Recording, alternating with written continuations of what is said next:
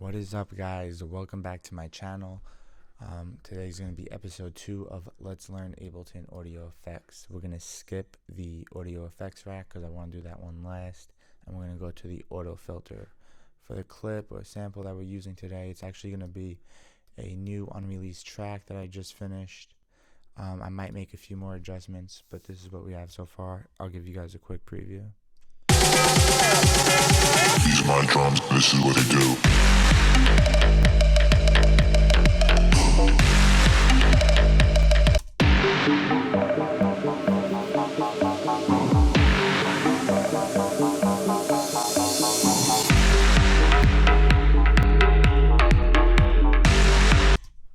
Alright, so hope you guys like that. So we're just going to be working with the first couple bars. We're going to loop it from the intro. Alright, so with an auto filter, real quick, not everything, but almost everything left of this line you can also do with an EQ8. So you get 5 filters. You get a low pass, which means anything lower than right here, this line. Anything in this bubble is pretty much going to pass through and you'll get that signal.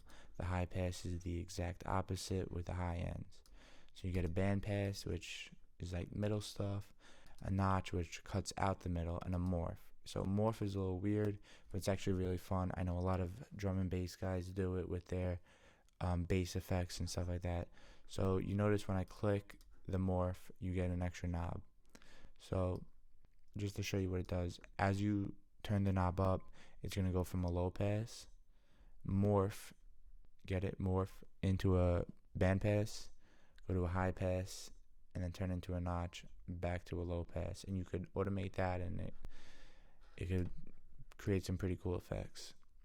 You can also change the resonation with this and the frequency with this knob. So just for this tutorial, we're going to do a low pass, because I feel like that's a very common one with bringing in effects and sounds into a track gradually. So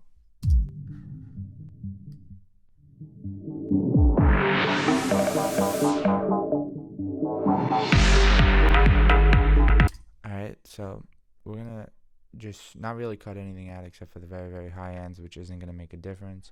And I'm going to show you that it also comes with an LFO, low frequency oscillator. So you could play around with this and increase the amount.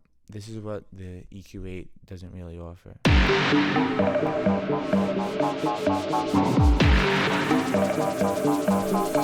And you can hear it gives it that like that sound.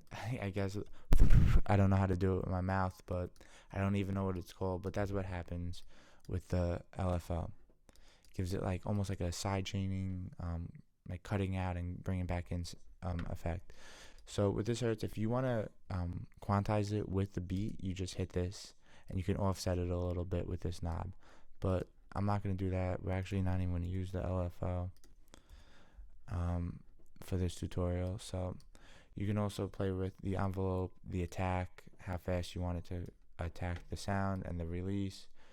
Keep it relatively close to the preset. You can also quantize it from here with half a beat, 1 beat to up to 16.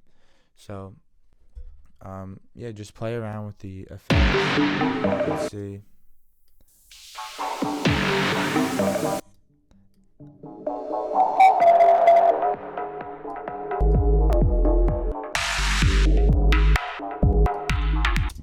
Alright, and that's really it. It's very simple. It's a very important audio effect with production.